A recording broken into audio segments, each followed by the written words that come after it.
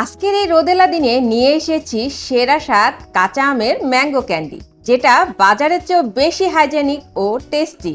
এই টক মিষ্টি স্বাদের ক্যান্ডি আপনার ছোটবেলার কথা মনে করিয়ে দিবে। কাঁচা আমের ক্যান্ডি বানানো খুব সহজ, কিন্তু পারফেক্ট টেক্সচার ও টেস্ট পেতে কিছু টিপস জানা দরকার। স্বাগতম সবাইকে আমার এই ছোট্ট রান্নার কোণায়। আজ আমি আপনাদের দেখাবো কিভাবে খুব সহজে অল্প উপকরণে বানিয়ে ফেলবেন এই সুস্বাদু ক্যান্ডি। তাহলে দেরি না করে চলুন শুরু করি। প্রথমে 2 কেজি পরিমাণ কাঁচা আম ধুয়ে পরিষ্কার করে ভালোভাবে ছিলে নিব।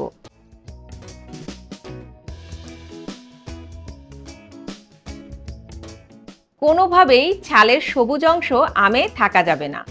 সবুজ অংশ থাকলে শুকানোর পরে ক্যান্ডিগুলো কালো রং ধারণ করবে।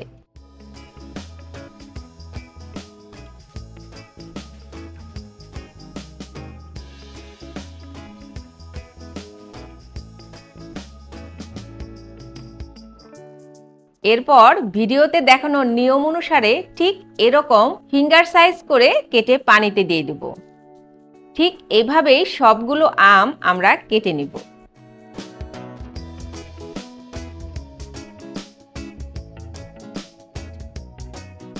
এরপর আমগুলো ভালোভাবে ধুয়ে পানি ঝরিয়ে নিব। এবার একটি কড়াইয়ে 2 লিটার পানি বলক আসা পর্যন্ত অপেক্ষা করব।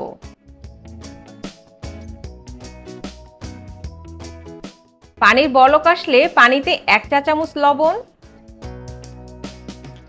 1 টেবিল চামচ ভিনেগার দিয়ে পানিতে মিশিয়ে নিব। এবার আমগুলো পানিতে দিয়ে একটু নেড়ে শুধু একটি বলক আসা পর্যন্ত অপেক্ষা করব।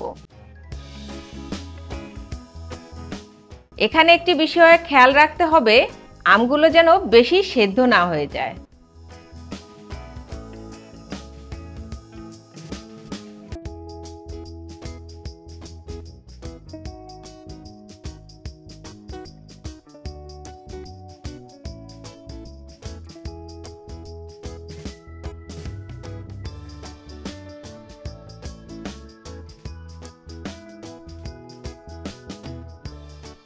প্রথম বলক আসার পর একটি স্ট্রেইনারের সাহায্যে পানি ঝরিয়ে নিব।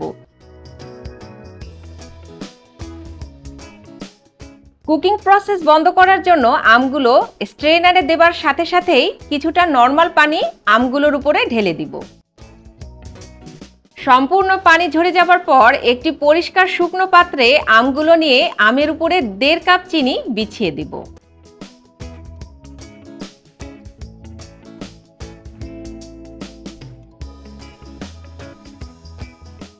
এই সময় আমগুলোকে কোনোভাবেই নাড়াচাড়া করা যাবে না।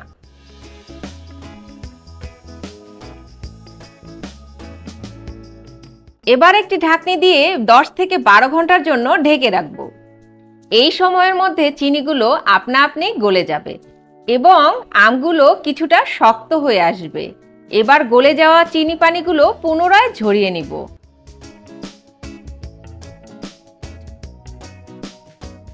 আমগুলো দেখতে এরকম স্বচ্ছ হবে।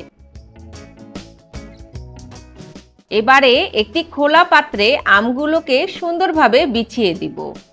এই ক্যান্ডি বানানোর সময় যদি আপনার পরিবারের সদস্যরা রান্নাঘরে ঘুরঘুর করতে শুরু করে, তাহলে বুঝবেন আপনার রেসিপি সফল।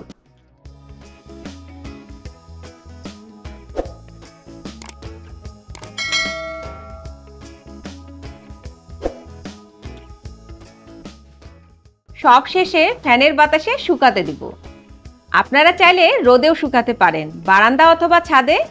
2-1 দিনের মধ্যেই ক্যান্ডি খাবার জন্য রেডি হয়ে যাবে। আমি কিন্তু ফ্যানের বাতাসেই আমগুলো শুকিয়ে নিয়েছি। দেখুন আমার ক্যান্ডিগুলো কি দারুণ হয়েছে। সবশেষে 2 টেবিল চামচ চিনি গুঁড়া করে উপরে ছিটিয়ে ক্যান্ডিগুলো কোট করে নিব। এরপর একটি এয়ারটাইট জারে সংরক্ষণ করব। তো বন্ধুরা, কেমন লাগলো আজকের এই ম্যাঙ্গো ক্যান্ডি রেসিপি? যদি ভালো লেগে থাকে তাহলে অবশ্যই লাইক দিয়ে চ্যানেলটি সাবস্ক্রাইব করে রাখুন, কারণ আমরা প্রতিদিন নতুন নতুন রেসিপি নিয়ে আপনাদের মাঝে হাজির হই। কমেন্টে জানাবেন আপনার ম্যাঙ্গো ক্যান্ডি কেমন হয়েছে। আর হ্যাঁ, এই ভিডিওটি শেয়ার করুন আপনার প্রিয়জনদের সাথে, যাতে তারাও এই সুস্বাদু রেসিপি উপভোগ করতে পারে। আগামী ভিডিওতে আবারও দেখা হবে। ভালো থাকুন, সুস্থ থাকুন, রান্না করুন। ধন্যবাদ।